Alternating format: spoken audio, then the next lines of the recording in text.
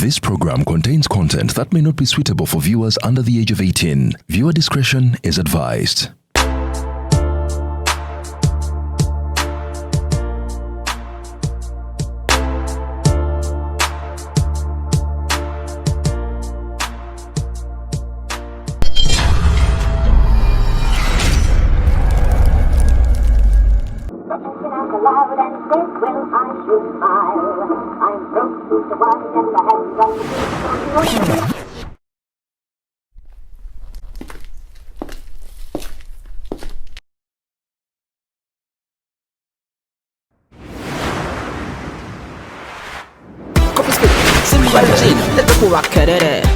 Go straight to the wamba.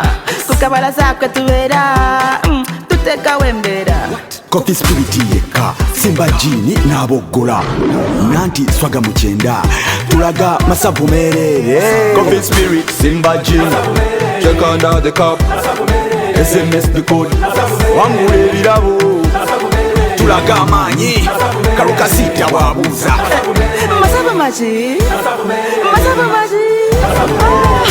We call it Masavu near Premier Distilleries. Simply buy Coffee Spirit or Simba Gin from a Duka or Kafunda near you. Check under the cap, send the code to 6688 and stand a chance to win border borders, tuk-tuks, cash, airtime, flat screens, mobile phones and a grand prize of 50 million Uganda shillings. Lero Premier Distilleries because of Masavu. This promotion is brought to you by Premier Distilleries Limited and is valid for a limited time only. Terms and conditions apply. Masabu maji. Alcohol is not for sale to persons under 18. Please drink responsibly. Is ordering your stock from China, Turkey and Dubai stressing you so much? Is it taking you months and months for you to get your stock? Just 1, 2, 3 and trade like a boss you are. 1. Talk to Iran Global Logistics on 0740 152 331. 2. Let us know whether it's sourcing or sending money to a supplier that you would want. 3. Enjoy our unmatched customer service. Trade like a boss with Ryan Global Logistics. Find us at Nabugabo Street, BBC Building, Room N412. Call us on +256 740 152 331 or +86 180 723 935 15 or +86 132 502 15685 or visit our website on www.rangloballogistics.biz. Rand Global Air Express Cargo. We move anything, anywhere. Ruzungu kade kazuku tujikole sawa namba ruzungu. Ruzungu tugenda muza kujira kutoka ntoko ndimbuzi ndiyo arabura babaddi abakyala Wale somuyo mwenye mbuto katonda ya chembuto genda weji waminge yabaweereza buno bukeke obutini singa babu mutwale bamusonseka mukamwa bwonna n'abufulumiza mu nnyindo Kibwa ina guno omugugwa Musa wayitista bibye mu detergent waliwo wanangalie munda yakasajja kasendi kalimba bannange esendi bannange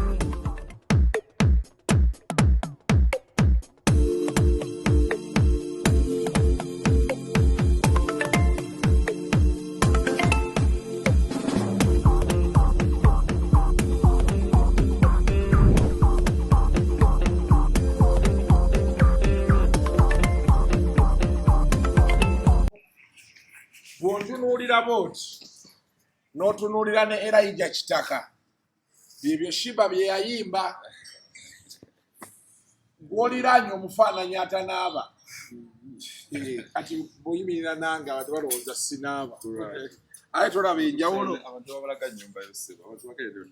nedda ssebo ne ofiisi y'abantu ssebo ojjako ngo by'abasajja naye gw'omanyi nti baali tetusigazza mitima obupakinzi awo obusungu bwe tubadde nabo obumanyi naye ne tujjukira otukubira musiki tugamba tuba tunyiigidde bwereere tuwulirako wano kati kano wali okambaddeko kati kano kayita munda kano ne kabeera wabweru manyi ndi mujagujagu kwata nemba sikamanyi Nze wange yaŋŋamba n'oba tokimanyi. Okigezaako. Kigezaako. Naye interview eno omanye ebbanga lye tubadde tulina ogikolera. Si kuva last year. Ndowooza. Last year twali ffenna e Zanzibar. Ku mazzi. Naye nkomawo n'obupale bukitaka. Nera seboka oli mwesa. Teekano. Nabukulekera. Obubwo obumanyi okugira ddala paka eno. Waggulu. Nalokose. Kale, welcome to yet another edition of Kasuku Live. Olunaku olwaleero ndine Elijah Kitaka. Most of you have been asking for this interview. Kubira ddala oliwe twakola hit ya kapale ka Kitaka. Kasuku omusajja akitomukyazaako. Naye baaba. Abasajja bamaneja abo baaba. Otuukira obbaga nti tukolemu. Luba lutalo. Neka stanzizo. Neka tyoze.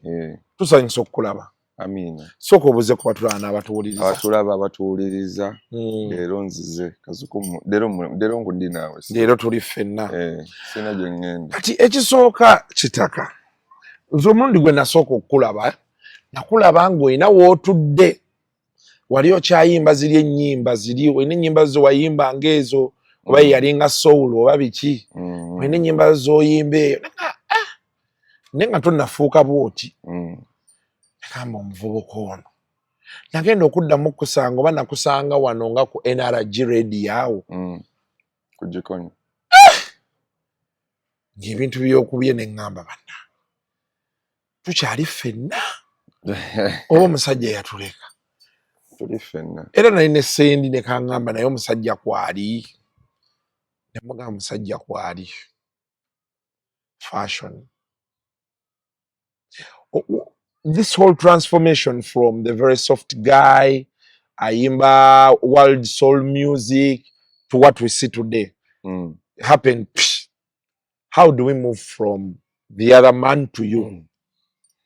So, abantu abasinga bamanyi ng'omuntu yali akuba engoma mu band, ng'omuntu yali mu live music. So, akaseera ke namala side ya music yakubira mu live band biki kuba ne ba artist nga ba old music artist neera ba Morris abo Bashaka Mayanja.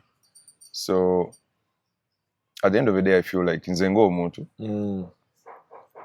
nalinamu ensonyi z'okuyimba okitegeera lwaki ngamba nali manyi okuyimba naye nga siri sure already n'omulimu gwe nali nkola gwali gukola ki bali gutambula bulungi nga sinnalabayo nnyo mu maaso. So awo mu COVID awo 2020 wetandika okola like album yange gye nasooka okufulumya ne nkola music oyo kwagwe nali ntegeera ge mazima okitegeera si omanyi kati omuntu wakulanga obyogerako abalowooza oli malala music oyo bamuyita abantu bamalala but ekituufu kiri nti tuba tuyizeko ku music okusinga ate abantu abalala. So side eyo yannyamba nnyo ate okuswitching eno amangu because already nali ndabiba artist bayitamu because nali mu band nabiranga mu band ne artist abenjawulo so nali njizeeko ebintu ebimu nga mbiraba. So ningenda maaso nenkola album yange yasooka gyayita Son of Karoli nera bimala ogikola twali mu COVID of course abantu bali waka surprising nefunayo abantu bitano nga just otadde nga omanyi mu ngeri yaffe gye tutamu music nga tebiri organize nti no okyekoledde noga kanteekeyo music ngolaba ennyimba ziri mu 5 meka ningamba abantu 5 mbajjeewa nga omanyi 500 ku stream ku stream just YouTube 500 wero tandise n'amaanyi okitegeera but I think kyava ku abantu okuba nga balina time COVID okuba music so album eyo wegenda abantu neyitayitamu emabegako nali nkola ne Elijah Kitaka omulalo wa Feza era twa confusing nnyo naye oli lwakuba oli yetayagala nnyo kubeera mu maaso eno so mu ebiseera nali nkola ne Elijah Kitaka wa Feza ng'alina Feza nights ezo nera nakolayo ne package ya lockdown gyali bayita Feza online shows ne tukola ki netufuna olunaku lwaffe n'abantu abalala of course baali bakola shows zaali zigenda mu maaso Limitex baani so netusalawo netukolayo ki show eri online so tukola show ya online kyanyanguyira nnyo engeri gye nali mu side ya live music kyanyanguyira nnyo kubanga nkola mangu ne band kibulanira live music mutwalira ddala okubanga crucial like sikikola bukozi naye nkyagalira ddala so kwe kufuna bakyali bange ne bakyali bange benyini be nali nkola nabo mu band baawulira nti ennyimba baali tebakikiriza basooka kuwulirako ne bagamba oyimba tebazimbamu omutima tebazimbamu side eyo mwana tewali nnyo ekituufu tewali nnyo bikono like side ya live music ye Kampala tewali nnyo ti bikono bakino like I feel like side eyo tuyigiriza ebintu bingi you know n'okwetegera ng'omuntu sometimes abantu abamutulwano okubeera abakabi naye nga tukirwanirira bulwanirizi yet ate obeera owakabi kirina kweraga kyokka na kyokka flows naturally okitegeera so bakyali bange ne bakola ki ne bampayo akakisa ne tukolayo ka band ne tuyisaamu ennyimba so twali organized n'ekituufu twali tetumanyi mu akaseera naye simanyi direction gye nkola ki gye ntwala nzigudde ability yange ey'okuyimba ekinyangwidde nina bandi bakyali bange banzikiririzaamu kati tugenze tutandise okukola ki okuba show kwekuba ku Feza abantu ne bastreaminga Feza ye gigi ye yasooka like ku album yo wano ng'oyimba yes Son of Karoli eriko nnyimba nga ki eriko akayimba ke bayita Me and You actually ke kasinga kolako ennyo kali kaso so yali hit actually ya album yekola ki yetandika kati abantu ogiraba selector gye n'akola ki n'agibuukira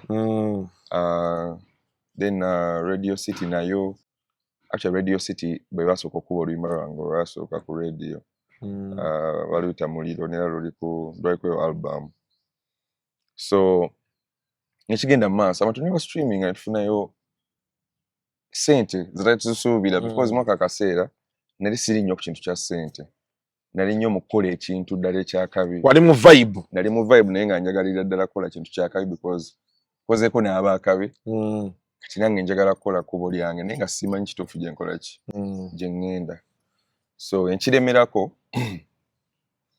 busho ne butandika okujja after covid awo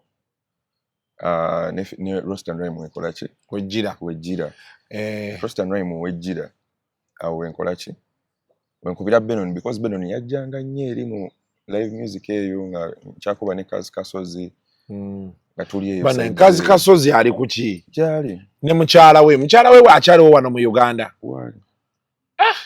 Kazi Kasozi oyo mujjukira around 2010-11 bali bakavandooza oba yali America oba UK ne bakomawo wano ebiseera ebyo Maurice Kiri akuba ku Rouge jjukira awo waggulu awo yali oba Maurice Kiri Experience ayina album yene yaliko boda hurry up yeyo mwoyo yaliko olwo oluyimba nga bakubaawo ndooza yakubanga Mando ba Tuesday Maurice Kiri yatwanjulira Kazi Kasozi oyo ng'abeera nnyo ku National Theatre awo naye endongo agibaddemu agiruddemu era y'omu ku bamenta bange so you were mentored with good hands so ekisinga okwewuunyisa nti Kazi yamentaringa Morris so Kazi yamentaringa Morris so ate nze nensanga Morris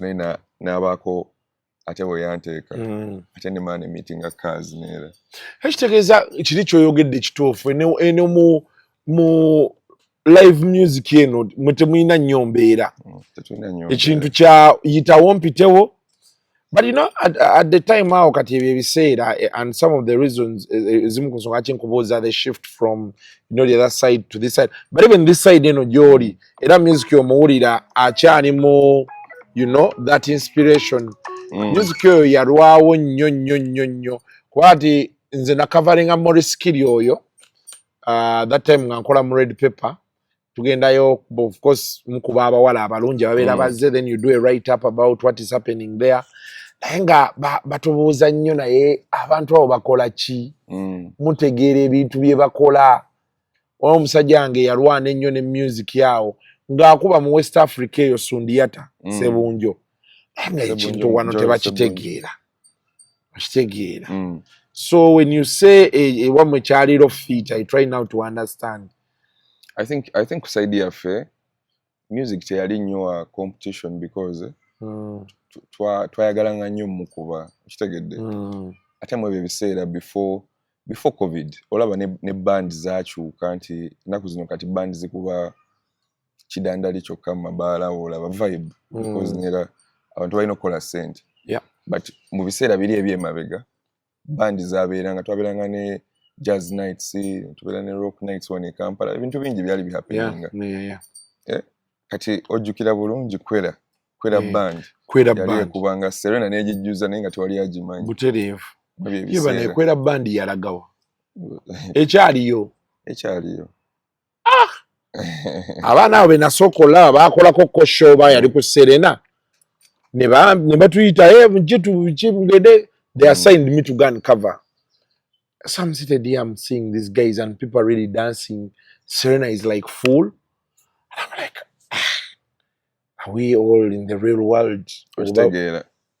Nti music muno mu Kampala kati nga Nairobi obere Nairobi osanga buli wamu nga waliwo like abantu ba reggae balina nights zaabwe abantu ba rock and roll balina nights zaabwe okitegedde kye ngamba nti ne wano mulimu abantu nga bategeera jazz nga si byakwesudiya okitegedde tulina abayimbi bangi abajja kujja safari abantu abagendayo abantu abalaba balowooza bwesudiya nti but they understand what they want. Tiketi y'emitwalo 5 yonna yaki ogenda otuuka nga kaakoze kati n'emizigo bogenda owulira abawa ssente ezo si wakugwirana olina okuba nga omutegeera kwata ssente z'emitwalo 5 okola ki for the experience. Yes, for the experience.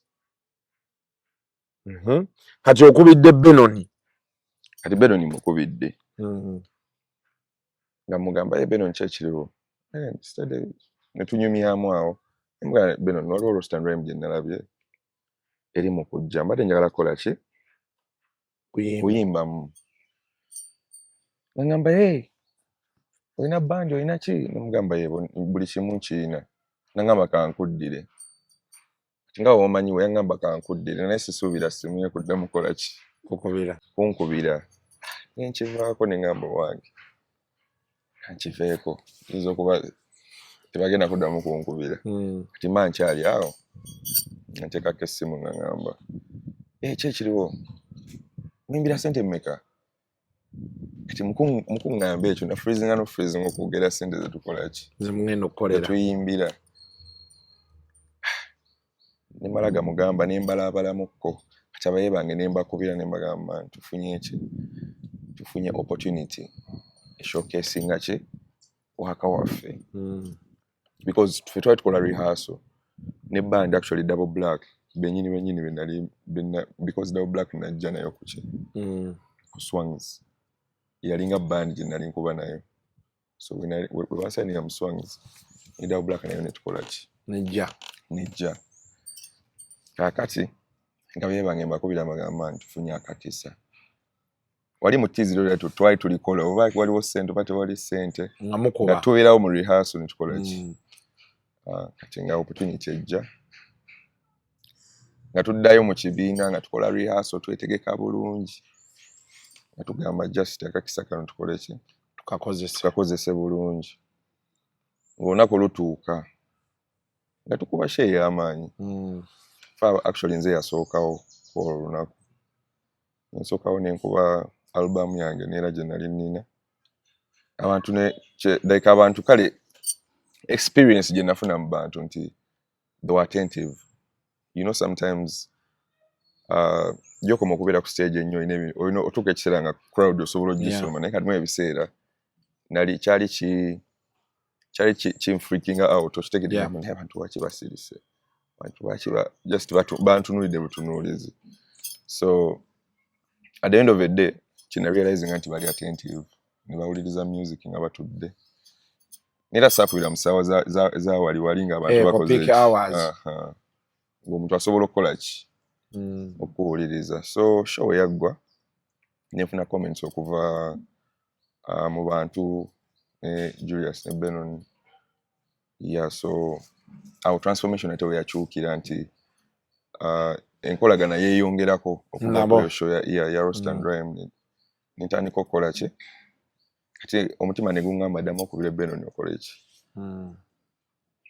omuchekingeko so alina mukubira Benon kyekiriwo biki kati mu ebiseera nga njagala kukozesa kati ku studio tandika producing a music because already nali producing a music ne baganda bange yes ne area case so kati nenyingira mu eno family endala nembira kusongiza okumala omwaka gumu I just nkola music nebya bandi nembivaako okitegedde kati nenfocusinga kuki kuchokola music so nemmala omwaka mulamba before nga tebana bakonsigninga namalawo like a year just nkola bukozi music paka time yatuuka ne bampa contracts kati tutandike ebya serious yeah njagala tusooke tugendeko mu mulango Mr. Mutyaba sobola okufuna naffe aba Sarah's Cakes bano bo bakola cakes for any function tebaliiko ebyo mbw ate simaya mbaga yokka oyinza okuba nga mulinayo ka just 1 month anniversary you surprise your partner hello baby n'omwokya ka cake ng'ogenze mu Sarah's Cakes different flavors nalabye ka blueberry waliyo flavor gye bayita blueberry bulijjo badde sigirabangako nagirabye ku Sarah's Cakes so osobola okubeera nga obalabawo ku screen obakubireko balina nkulabyawo ojja kubeera nga osobola okuba nti ate obatuukako osobola okubeera nga weefunira cake ye crowninga celebration yonna gye mba muliko muyinza okuba the first bang mweridde ogusooka okitegedde omwana omugaa thank you for being sweet the first bang ennaku zino manyi batugamba abawala those little things so the first bang abasinga ke bayita kawampoomedde you get a cake from Sarah's Cakes omwana omuteerako thank you for being sweet mu Luganda omanyi bwe bakyogera thank you for being sweet ng'okiteeka ku cake kuva ku Sarah's Cakes ng'okimuwa ng'ekyo kikola ki second bang awejjire butereevu ogenda ku second bang owaayo ate obaako kyomuwa tunaaba mu keeki zokka buli kiseera oyo abeera aweddeyo naye nga tulina ne bannaffe aba Delta Cash bakutegeeza nti you can have ne kati gwe ku Delta Cash I think you don't qualify emmotoka yonsajja nnyo sigenda gibagamba naye bakise Jamanica you see they will never understand some of these people what they call a Jamanica yes so naye Delta Cash egamba nti baagala ng'olina logbook bank statement yo ng'etambula ne national ID within 12 hours gendayo weewole ssente wakati wa $2.2 million, $3 ne $5 million. Kati mwe abaana tebannadda ku ssomero naye kati wakyaliyo abantu nga abaana tebannadda ku ssomero gye bali kiba kisusse oyo kati ate nga third term yeeyisa anti kazuko ebintu ebimu ku bantu abalala si ebimu ku balala I know naye akasente ka third term ko kayina okubaawo third term abaana mwe bayitira okugenda mu kibiina ekirala zino eza first term muzirye second term muzirye third term asome that term abaana nire balina okusoma because naba balina okukola ekyokudda mu kibiina ekirala I know so sobola okufuna school fees loan basangibwa wonnaalya ku kizimbe okuli children's clinic ojja okusobola okubeera nga obasanga ate ekintu okikwasaganye kiri kitya awai si byangu oluto nga lukuggwako si byangu kasuku kiki obulamu nga bwe wabubala si bwe butambula buleka bugenda bucyankalana ate kiki obuzibu ki ndi mu katubagiro ka byasimbi oyagala ssente njagala ssente za bwangu naye kati waki tonkubirangako ebyo bintu tubimala buli lunaku jangu nkutwale tofaayo jangu nkutwale Haji onaze kwewola basaasizza nnyo okimanyi baŋŋambye ebintu ntono nnyo just logbook national ID bank statement yokka mu ssaawa 10 nakuba nga afunye ssaawa 12 ogyokuba nga olina ssente kati ate waliyo ne website yaabwe www.deltacash.ug osobola obijjulizaako okwo byonna kati ssente njagala ogenda ozigyeyo ate nkukuba oluseke. So over the years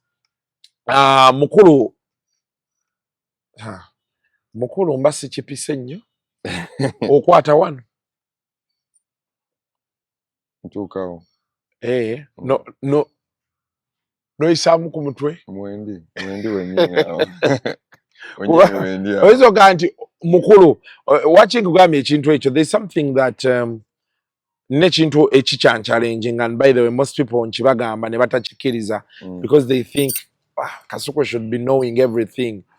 There's a new sound etambula mwabamu ku baje championinze nti bolaba the crowds you guys are pulling you know the fan base you're having it's a bit complicated. Eina abantu abakulu myaka 5 mwebali mulimu 35 mulimu 2 mulimu ate 13 14 oshegedde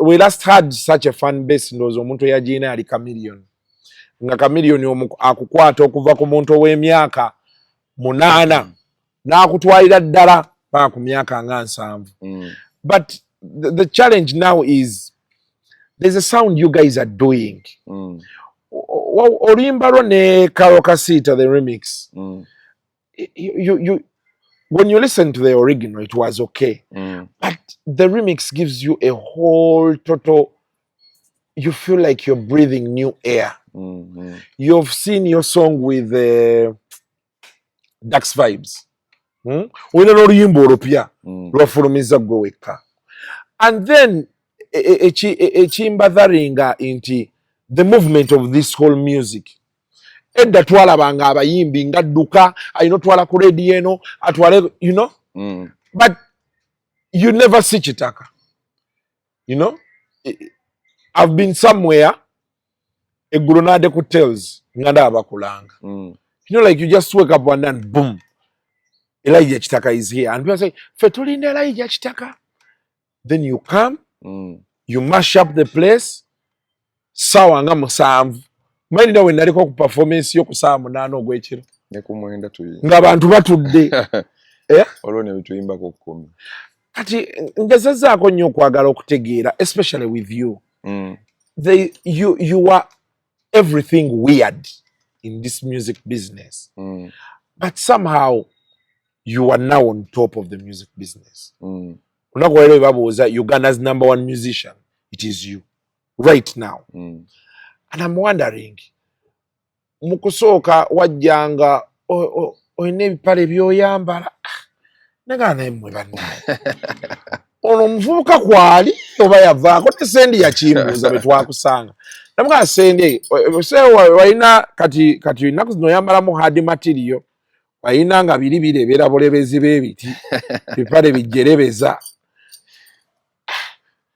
and the pins also were a bit more zirengejja nako waliwo weyambalako ezirengejja bezi kati nga you know I try to understand and much as at of course walingamu voices ezimu ezajja abasiyaza but today everybody was like everybody has embraced this nalaba ne bafudde ebipala abikubye oba kitegeera so I'm trying to wonder how have you know spiced all of this, handled all of this criticism along the way, and then the sound engage George Kozemis, you know, to what now we are here, everybody's saying, Elijah Kitaka ekintu akikubye.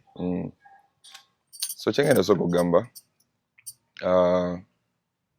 first of all kasokonze nayagala nnyo music like I love music ng'ogyeko like n'okujja like mu industry sajja kubeera nti nze kubeera nnamba emu wabula najja kukolera abantu music okitegeera kyeŋŋamba but sometimes kasooka olina ensi olina osooka n'ogyesonyiwa n'ogijjako amaanyi n'obeera bibyo because n'omuntu akola ebirungi bamala ne bamukubamu ebituli okitegeera kati nze mu time we najjira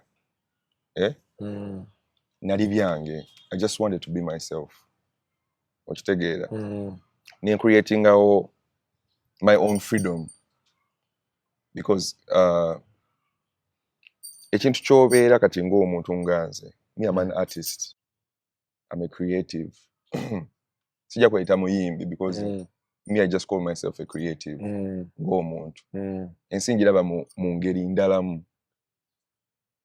neeyigiriza mpuliriza ate ndaba kati byenjiga making sure ekiba kinnyamba nkikola ki kyeyongerako kiba tekinnyamba nkola ki nkyejjako but ekyo kintu kyonna kyemwalaba mu ntandikwa it was just a sign to show you that a person can be themselves.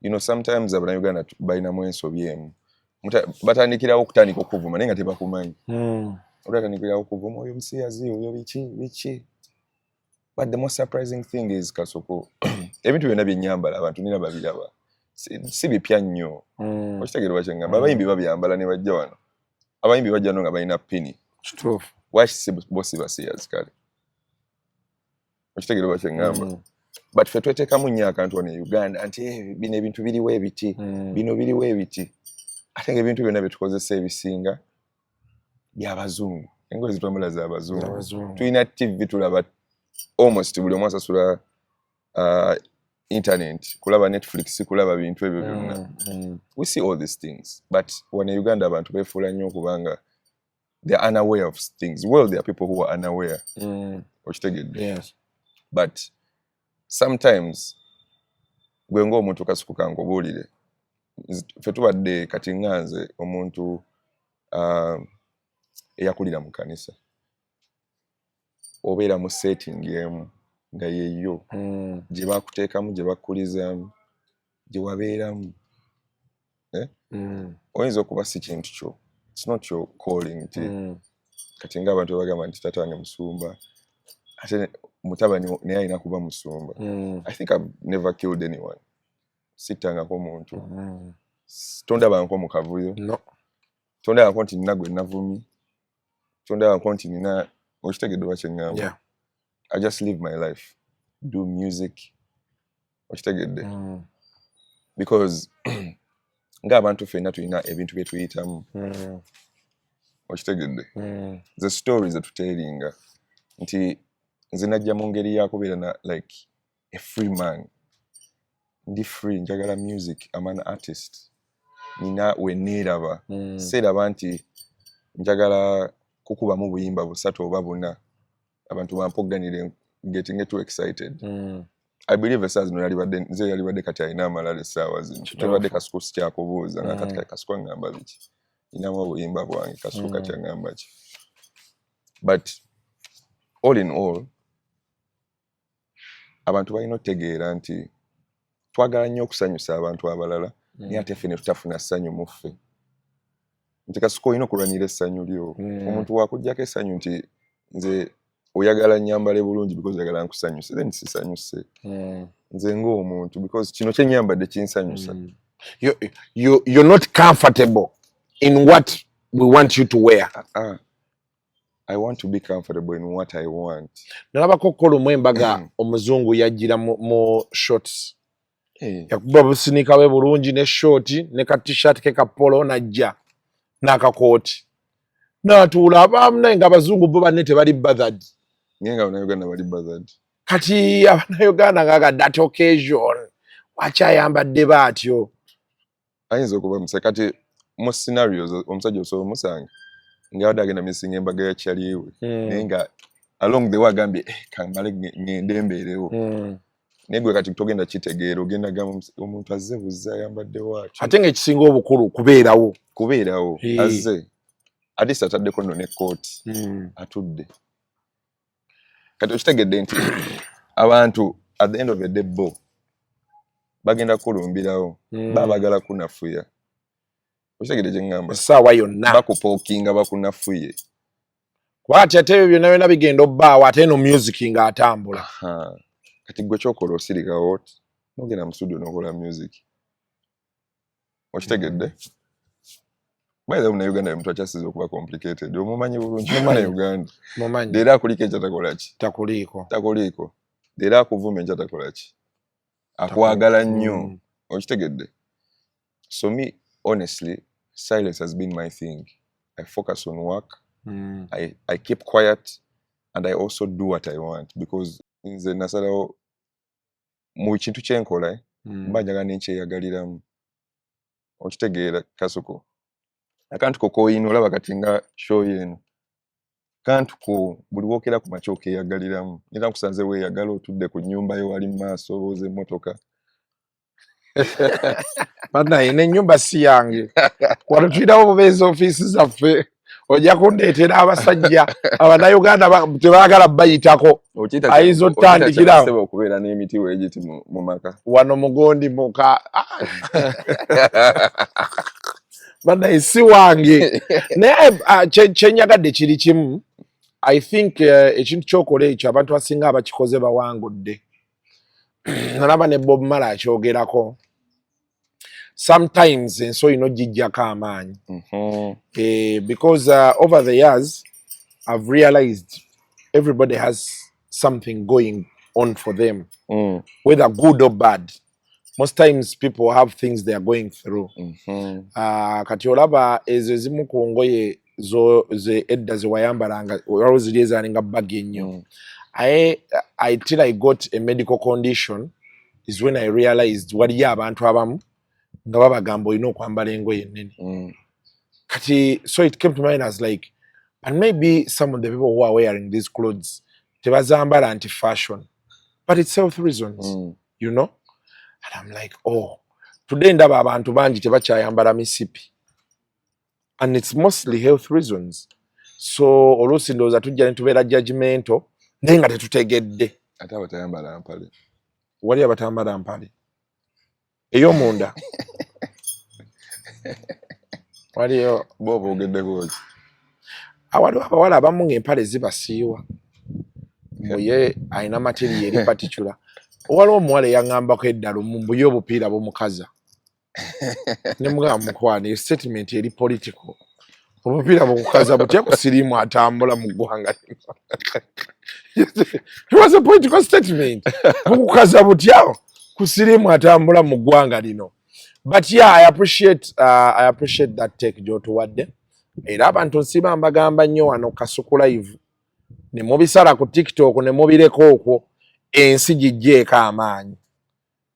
And the fastest way to enjoying your life is finding your own personal space. Wezuula gwe ng'omuntu, find yourself. Nti woyingira by the way, abantu abasinga batya okwefindinga because most times njaga sanyusa Kasuku. Kasuku wangambako kino ngenda sanyuka. But sometimes we lose ourselves. You know, there are so many people out there abali yagadde okuba nga waliwo n'abayimbi abakabi naye nga tebasobola because tebeezuula balaba nga kino si kyamakulu nnyo kye baliko kye kyamakulu either ekyokusanyusa abantu. It at the end of the day tutuuka eyo maaso ate ne tubula nti most times abantu bemulaba bafaanana nga nze baba beezudde. Oli aba yeezudde n'agamba omanyi njagala kubeerako n'akaseera nange ng'omuntu because tumala nnyo ebiseera n'abantu most times. Abantu batufumita, abantu ne batu betraying, abantu batukola ebintu bingi Kasuku okitegedde. And those things, it is your personal pain. Okitegedde nti every dollar nti abantu babeera mu mabaala olwolumu wembeera mu bbaala wenti nentunulira abantu buli omu nga buli omu musanyufu naye ate nga nze nina ebirowoozo bingi ebigenda mu maaso nengamba kati abantu bano bonna bali wano basanyufu naye buli omu waava wano enkya ku makya buli omu ayinza okuba alina ekizibu kyekimu naye nga yazze kusooka kukkakkana oba kukyejjako oba kusooka kikola ki kulaba ngeri gyadiringa nakyo. okitegeera nti me people judging me nze ekituufu olaba Kasukuwe navaako siriiko ng'abantu bwe bagamba siriiko wavaako omanyi lwaki nkyogedde simanyi okutuuka muno state gye ndimu olina okuvaako kyova olaba buli muntu yenna bwe balaba ow'enjawulo bamugamba oyo mulalu taliiko abantu batandika okuyita ebintu naye ng'oba obawulira oba obiraba onoga olowooza ndi mulalu nga toli mulalu kati kyogamba omulalu yavuze muno okujja wano omulalu yagivuze Kasuku okujja wano edda nate kikuwa personal freedom noga nti kati ekirungi balina we bandabira batuka ekiseera Kasuku the best part is nga bakwesonyiye n'okola ebibyo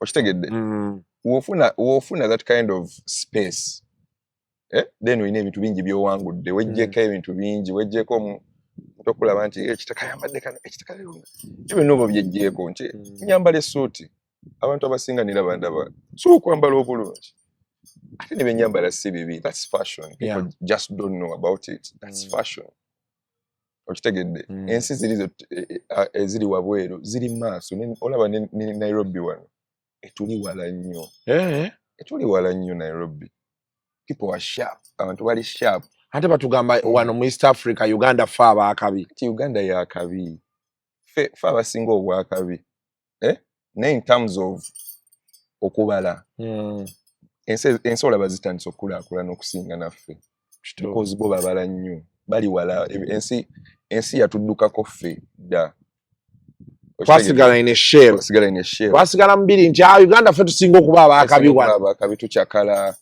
bali ba implementing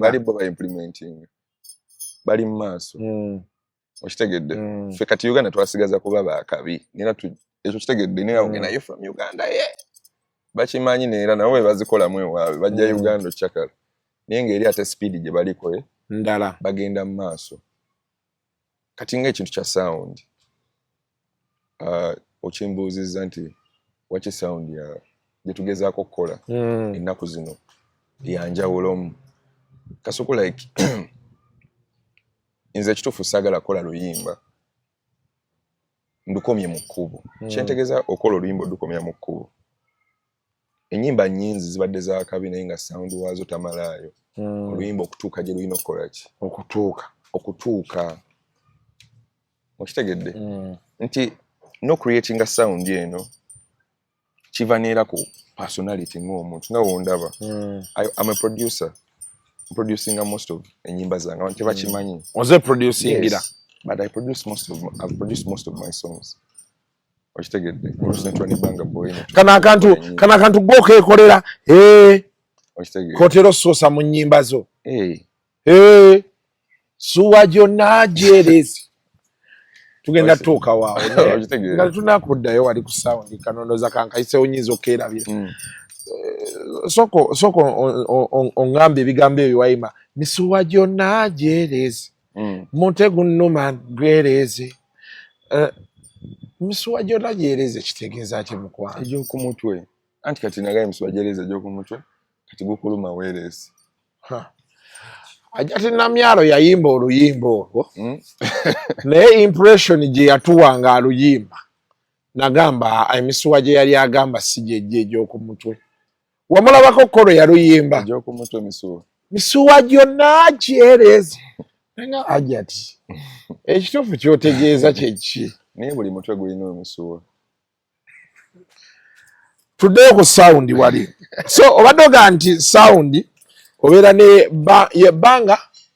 Banga Boy actually Banga Boy producer naye nkola nnyo naye naye abantu balowooza ate bwengamba Banga Boy babalowooza yenze naye ate producer wakabi nnyo gwenkoze naye kale ndi flexible naye like tutuula wansi nti utubeera mu studio we want to challenge ourselves to find something similar but different keyword abayimbi abakoppa the word is similar but different kuba tufunye nnyo abayimbi wano ayagala akola amapiano N'omuga nti tusobola okukola ekiringa amapiano naye nga kyanjawulo.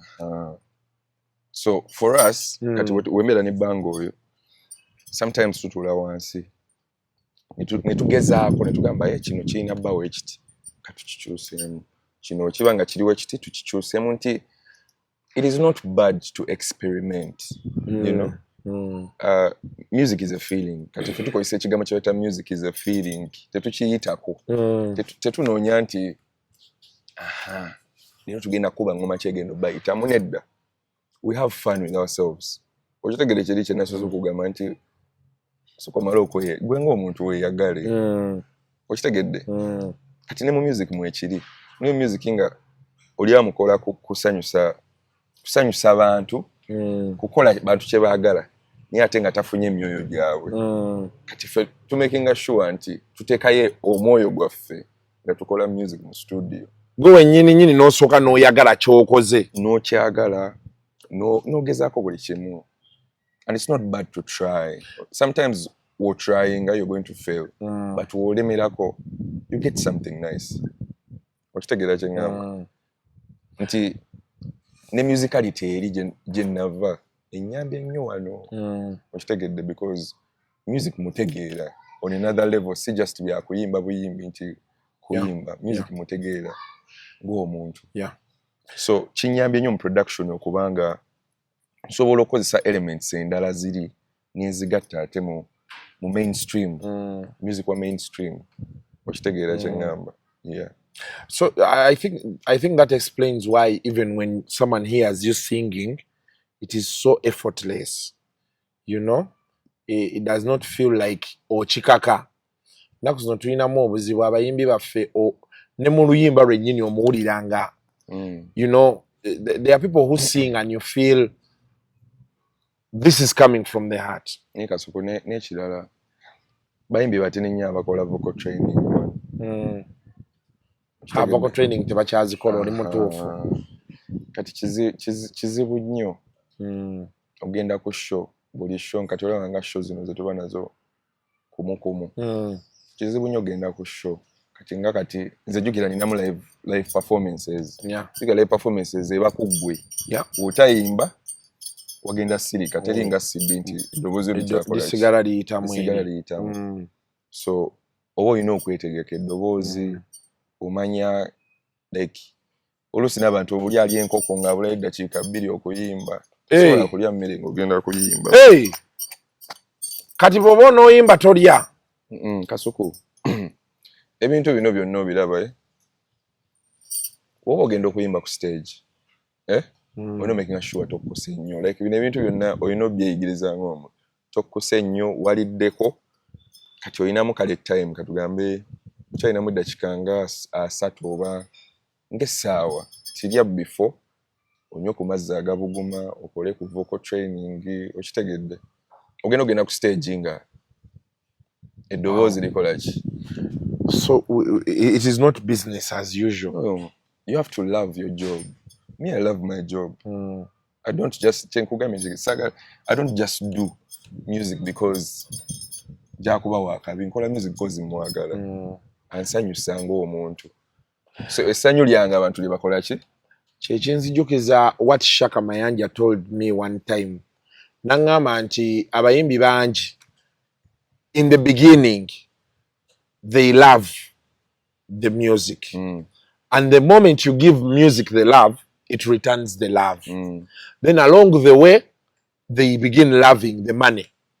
They no longer like ekyaleeta sente kati ekyaleeta sente nekivaawo kiga nti katunoonye abatwagala anti ekiriwo kasuka olaba omulembe gwe tuliko Katonda atuyamye nti art are recognized.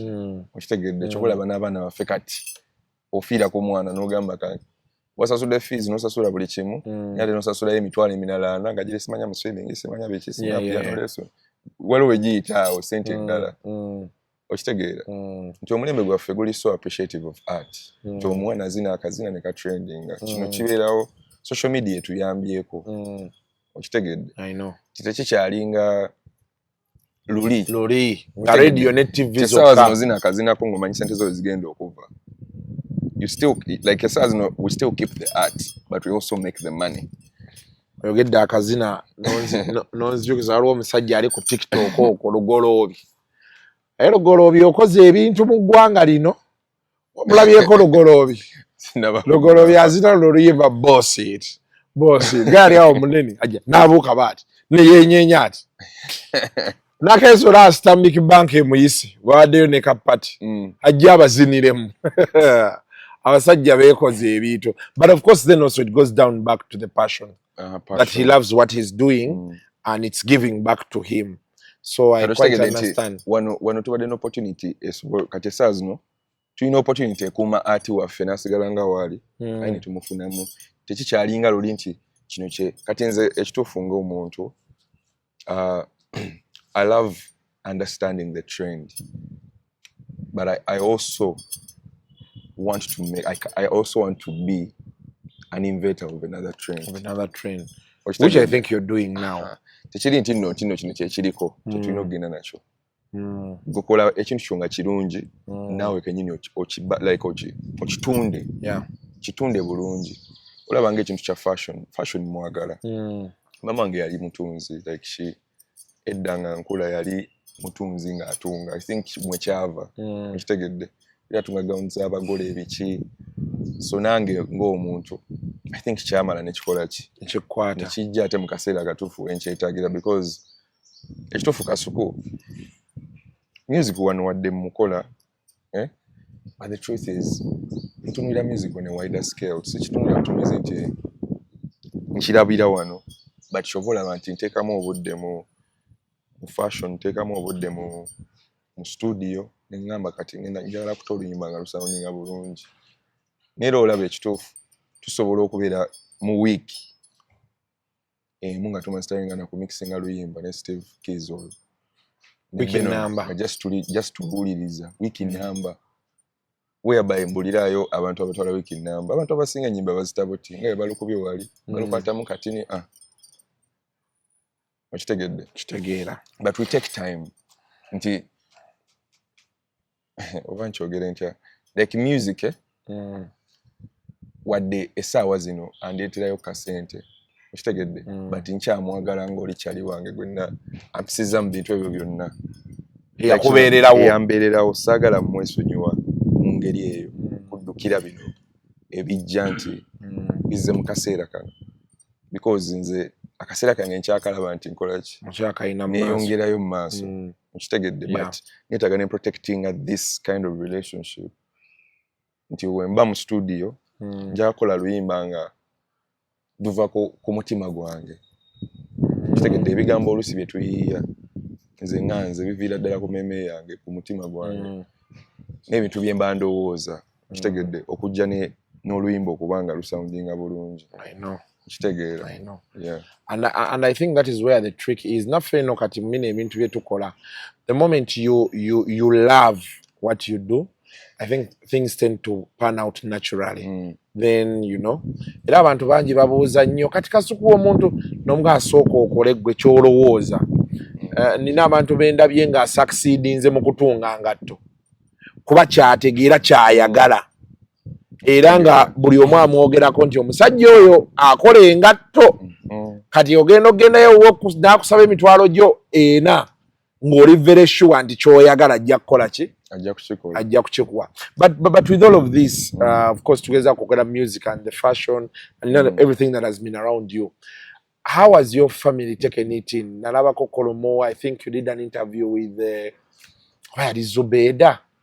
Na interview je nalabanga ugamba mzeyiwo pastor. Kati ngange nayagala nnyo kubuuza nti do they now understand that this is the life you're living, this is what you want? Because omanyi pastor beefumba kisolobere nga nti omwana wo omulaba ebintu bye yeekola, but then there are also those who are liberal abategeera nti kuba okyogeddeko wali nti wakula mu line eno, but deep down inside you there was that longing for the freedom for you to do what you want. Now you're doing it. Does your family understand what you're doing? They do. Omanyi kyantwalira akadde like really like okubonding nabo mu kino. There was a big conflict. Okitegedde nga nange ku side yange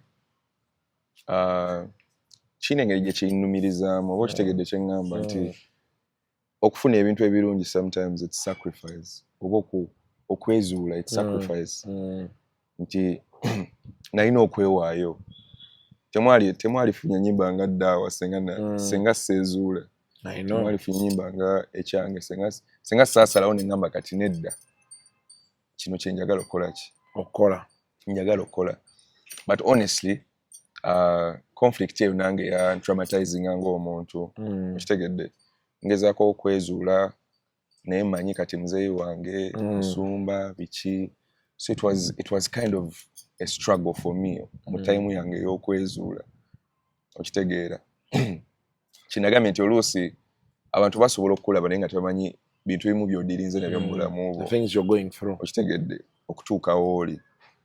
That is why me I was born in a humble family. Chobola ansirika nnyo Kasuku. Noli ne wayogera ekyo walondako nga nvuddeyo nkoze ka video bwe nseka olumu ne ngamba singo namanyi kyendika essaawa zino okitegeera but to be honest twatuka ekiseera nengenda nenda abazadde bange netwogera it was all about time kyantwaliramu emyaka egimu emyaka nga 5 just okubeeramu eyo conflict okubanga twese okitegedde nesikanzire eno kiri nakyo ki affectinga ate nabo mu ngeri emu ndaba nkola ki balumya okitegedde but natuka ekiseera actually mzee wange yankubira nangamba jangu called me nangamba jangu soko je waka netutuula netunyumya netwogera as men okitegedde singo kati mukana akiseera yayita ndaba ng'oli omwana omuto yanga ntwansi ndogera ng'abasajja ne mutegeera ate nange nakola ki nantegeera kuba ndi mwana we at the end of the day ate Kasuko siri mukubba si tino oba nina ekyakola oba ndi mukutemula okitegedde I'm just doing music. I think I'm also preaching love to the world. It is my job. Like nze ndi musomesa wa mukwano oba okitegedde ntiwembeera mu studio mpanika ku mukwano ate omukwano neera osanga abantu kati ne bakusanga mu kkubo ogenda okuzuula ngolegaimwa oba akayimba kano naye bampi nze ne mukyala wange kinsanyusa omuntu okujja nakola ki you feel good. That means people are also changing obulamu bw'abantu bukyuka even through music okitegedde it's not only about church oba church yekyusa obulamu bw'abantu mu ngeri emu waliwo abantu abamu nga just all they need is love just ayagala kuwulira ku mukwano wayimba kino ne kimusanyusa ne kimuzzaamu amaanyi okitegedde oli omuntu omulala n'agamba muwala wange muto naye buli oteeka akayimba kakola ki asirika takaaba things like that. That means you're also trying to do something in the world. You're impacting society. okitegedde kyengamba so twatula wansi netunyumyamu nera twogera ngeneyo ne mulaba but before namala like emyaka bbanga ddene nga sikola ki kati muzeewo music wako amunyumira kati naye agumenyeka nakuweereza laga nti my blazer wakubye kano because of course ekibeera kati private you and him nga munyumya okitegeera like anyway nga wondaba muzeeyi wange naye musirifu si mwogezi nnyo okitegedde ayogeramu katini okitegedde kati nga engeri gye twali tumaze ebbanga nga tetwogera nnyo tetwalina nnyo mboozi okitegedde but ennaku zino twekubira ne tusaagamu nayamba iwe oliwa bangambye ogenze eno netunyumyamu and nange kinzizizaamu amaanyi because uli nali nganze omuntu nali broken okitegedde nga nina ekintu kyendiringa nakyo family eri ku side eri natuka time nga ni ku lwange Kasuku bino ebintu byonna abantu bebalaba ebiseera bwe nabeera mu bbandi ebintu time eyo nali mu hustle eyaddala life ogimanyi ng'oli ku lulwo ni bandi bakututenga eyo mugenze nga kalangala tebakusasudde babaleseeyo olina okwejjayo biki. Like people don't see these kind of things. You went through those things. But nina feeling nti bandi mukubira wano mu kibuga mukka. Tukubira mu kibuga naye jjukira ne mu life eno mu industry ya music mulimu abantu nga tebaagala sasula bantu. Nkituufu. Okitegedde. Abe bangi. Mulimu abantu nga babonyaabonya ba musician. Actually abayimbi babonyaabonya nnyo ba musician oluusi bands. Abayimbi abasinga bazi underrating. Okitegedde. But for me, as a person who was in a band, I know what the band does, especially on a concert. Katigwe show ya Navi. Eyo. Orchestra wajirabe kye yakoze, band yakubye bulungi. Ha, naye wajja bakulanga. Owulira otya? Tebannanga kasiku. Bagamba nti wooli. Waliwo wano era ye Kitaka nojja enduulu. How does it feel? It feels good for real. Don't you at one point feel like now I have 4 balls? Yeah? Kazuko ekituufu kiri nti nze Katonda kyanyambye nti buli lunaku bwentuuka ewantu neegamba tonnaba kutuuka. So you don't feel the wings? Singa nina ebiwatiro singa neero biraba singa bagamba Kitaka kayisaawo naye nze kati ku kyendabye leero bw'oba tonnafuna malala tojja gafuna. Kwanza olaba ebivumo byenvumako abantu wano ebivumo byokka byenvuma abantu. Okitegeera. But kyengezako kugamba, to me I see it, me I'm a very spiritual person. Nze nkiraba wempulira abantu nga bakuba enduulu. Kinzizaamu mpulira nga waka wange. Ebiseera bye namala nga ndi mu studio nga seebaka. At least bizze. Katonda abizzeemu. He has answered your prayers. Yes. Ate nze kyongerako ngamba ddayo tonnaba toli wa kabi. Okitegedde kye ngamba. Because webanga abantu webate mu kifo ekyo, like abantu webate banga bakubidde enduulu, then you need to also think outside. Yeah. Outside. Bate enduulu ezo sebo zimaintaininga nalwo lutalo. Okitegedde. Era olina okuzisigazaawo. Kati nga tuwunzika okola otya ebyana? Ebyana byagala Kitaka dekako oli najjamu empale Kitaka n'akanyuga ku stage. Tewali akasusa empale. Togirabangako empale? Girabangako. Oyagadde basi olina tawulo. Ebyana tebikwetega. Of course. Kali ndowooza viewers eziri mu ssimu yo. Walayi temuli wadde. Tekisoboka lekeraawo. Mbutoyinamu wadde ka viewers omwana gakweza bwereza bbeere lyokka. Nsobola okulaga nsooka n'essimabira nayo. Nga ne mutyaba ayinamu viewers. Mutyaba w'amaanyi bw'akagambo kamu fucking shit. Naye zi viewers zimukwata zimulya. Ekituufu kiri nti industry eno olina okuba nga oli mugezi nnyo bambi. Okimanyi? Olina okwebeereramu, olina okunyumirwa naye ate ne weebeereramu. Because erudde byonna olina okuba nga oli mukesi. Kati nze nafuuka mukesi. Byonna bibeerawo of course. Tosobola kwegaana abakyala bennyimbira. Nze ndi muyimbi w'abakyala, siri w'abasajja. So ebyana bibeerawo. Bibeerawo. Ne weefuga. So kati saawa eno. Friends. Weefuula friends kasuku. Ulira. Naye kitegeeza kati nze naawe tufaanagana. Nange bwentyo bwendi. Okitegedde. Kyobula tuwangadde. Yeah, but sigenda kutwala nnyo mu bintu byaffe bya kisiru eno. Interview tubaye tugikoze nga nnungi. So omuntu ali eyo naddala omuyimbi ng'ojja oba nga hasa ogibaddemu akajja onootera okukasamba oba oyagala okukasamba.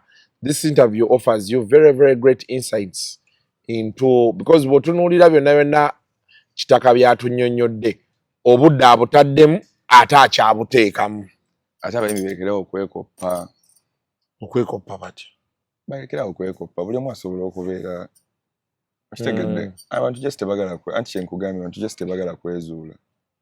I think kati ekyo kiddayo wali nti music tebamuwadde budde. Omanyi nti mu Uganda osanga anti tebamuwa budde.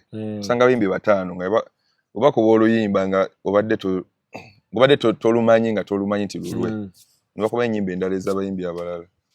dala actually mu bakyala amalowoozo almost ogenda owulira nga geegamu tosobola gaawula ku malala. Kuba kati olaba kyeki kye nadengezaako kunnyonnyola ku sound wali after you did dawa you would think and say okay what happens next, then noleta sounding nga dawa ne kino tebiina we byesangira ekyange kibebi tada oba kitegeera, then kati oluno oluyimba lwakafulumya kati daily bando but ennyimba zo siraba we zeefaananira ate but like you've said kyendowooza ekisinze kati okutuzubuwalira kati abantu music baali bamwagala beyabawa ssente ne basalawo baagala ssente naye nga nejjukira music nga bengamba Shaka Mayanja be yagamba music akuwa ssente ng'ate zo ssente tezikwagala kuba bazikoze eki kati olina okusigala ng'oyagala music kati abayimbi baffe nga boogambye nti you take a week mastering a song omaye okutuula ne Banga Boy ne mulowooza oluyimba abantu baffe obudde obwo tebabukoze eki abantu nze mbalaba twabeeranga n'abayimbi mbu basuze mu studio n'omugana naye gwe mu studio wasuze mukola ki ng'akuweereza oluyimba ne mugana naye mmwe kirabika okuba mutuuka mu studio mwebaka oluyimba luno wakirulibe ne bangamba Kasuku olwanisa abayimbi ne Katonda w'amaanyi mu bintu byonna bye nagamba abayimbi muze oze azawe yazze mukoze ekintu ate sente ne muzikola kuba baatugambanga nti sound bino bye muyimba temuli ki sente kati saawa eno mwe mukola sente bali eyo bakuba bidandala eyo bibaala bitategeereka. Katonda w'amaanyi, Katonda zaatuyamba kati buli eyatugamba nti ffe Kasuku tulwanisa music industry Katonda atuyambye naga nti Kasuku amazima temwalwanisa industry mwali mubagamba kwetereza. Olaba ne saawa zino nti kale ennyimba ziyitawo manyi waliwo ne side y'abantu ey'okubanga manyi n'abantu balina amaanyi gaabwe they control the industry in a way. Exactly. Nti abantu basalawo okwagala ekintu kati nga kayimba ka inewa like frequency abantu basobola ogiyingiramu buli omu n'agiyingiramu kuba buli nange nkagala kayimba ako naye kali ebyaddala oba omuvubuka yali asampolinga bibi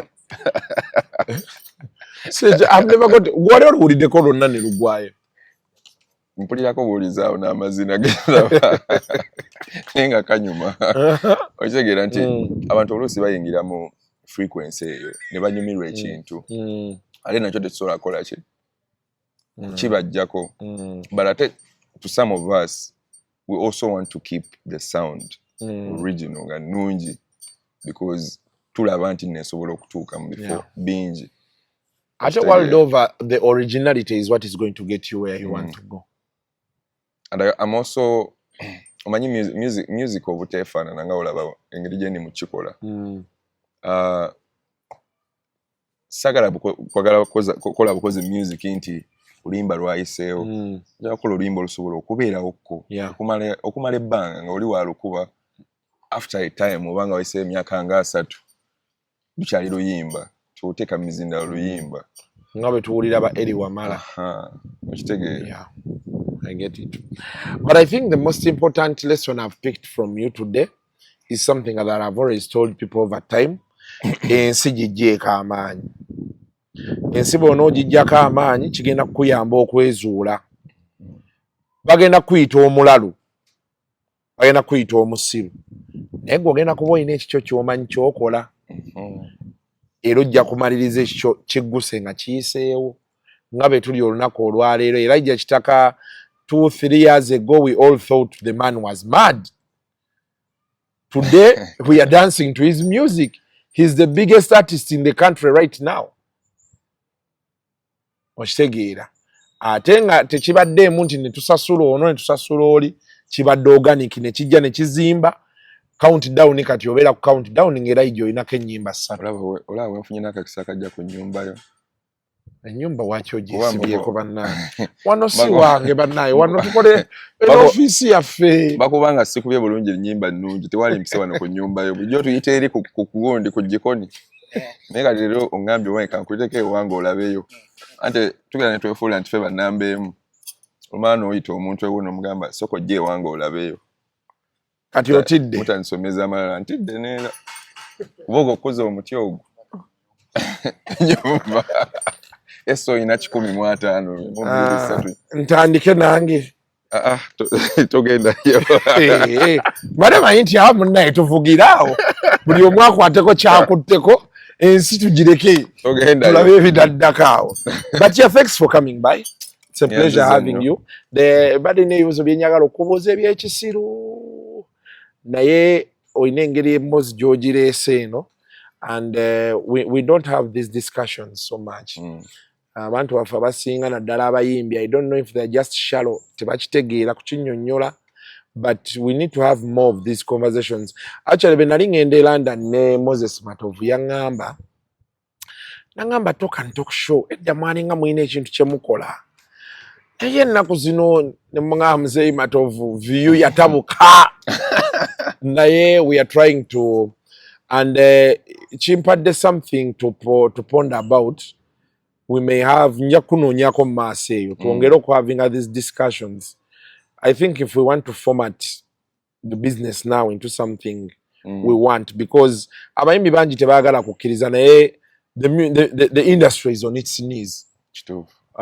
Lwe twabeerangawo nga buli nsonda music yafubutukawo buli muntu music naye kati olunaku olwaleero ojja noga kati Kitaka Azawi Karokasiita Dax Vibes n'olyoka otandika kati ani ali awo omulala n'otandika ottakola omutwe and it's bad.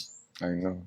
It's bad for the business nti tugenda sigala nga twogera kiri Uganda tuli baakabi but ate batuyitako abantu abalala bakola ki bagenda. So I hope when I invite you next you can spare some time. But olaba kasuku ekigenda otuukawo music agenda like olaba wano wetuli walina nawe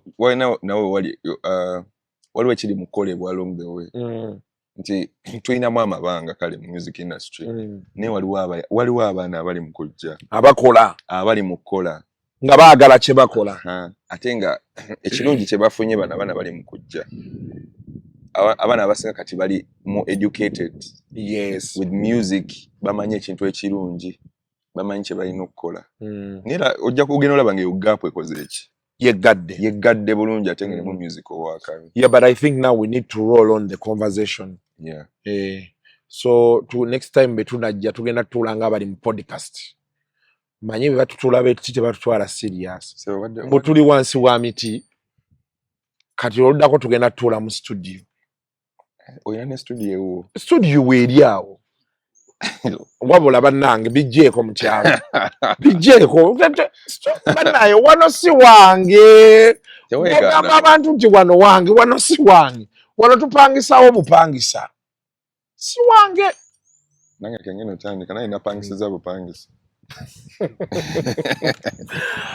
Olunaku olwo tubadde ne Elijah Kitaka and he has given us the music side of things. I know most of you wanted me to ask him certain questions. Kasuko tetukategedde ojja kukategeera va mu bintu by'ekisiru yagala nnyo ebintu by'ekisiru bitu by'amagezi bye bijja ne mutandika okwebuzaabuza. But we need to begin now having these discussions. Tulabe how do we move forward mu business yaffe eno gye tuliko. Kale neyanza nnyo neyanzege nzije